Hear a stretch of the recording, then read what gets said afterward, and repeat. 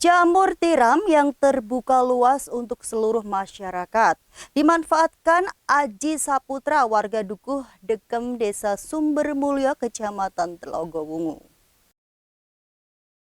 Pria berusia 31 tahun ini sudah sejak 2 tahun lebih menekuni budidaya jamur tiram di halaman rumahnya.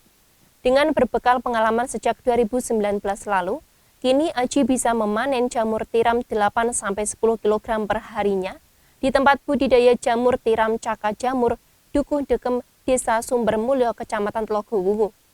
Sebelum serius menekuni budidaya jamur hingga menghasilkan omset 2 juta lebih per bulannya, ia melihat jamur tiram menjadi kebutuhan sayur mayur masyarakat sehari-hari, apalagi di masa pandemi, sehingga hal tersebut yang membuatnya yakin untuk mengembangkan budidaya jamur tiram sampai dengan sekarang. Bermula dari modal 4 juta rupiah, Aji mulai merintis usahanya dengan memanfaatkan lahan di sekitar rumah untuk menjadi tempat pembuatan media tanam dan tempat penyimpanan bibit jamur tiram hingga setiap panen.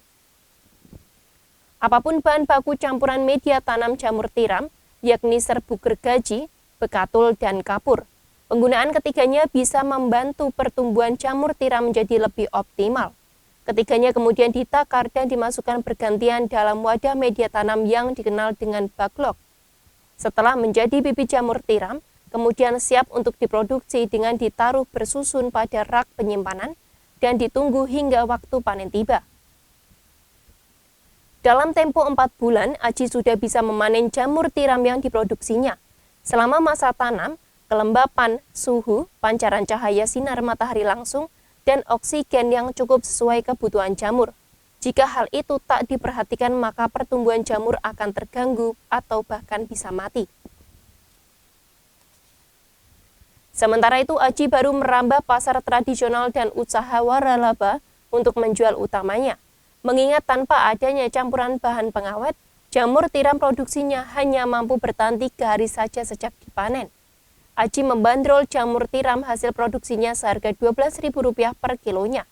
Sedangkan untuk menambah omsetnya, Aji juga menjual baglok jamur tiram seharga Rp2.000. Mas, terkait dengan apa ini?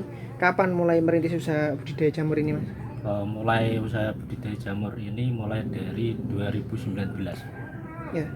Bagaimana awal mula tertarik untuk usaha jamur ini? Bagaimana? Mulai tertarik ini kan terhubung dengan sayuran. Sayuran itu kan hubungannya kan tiap hari.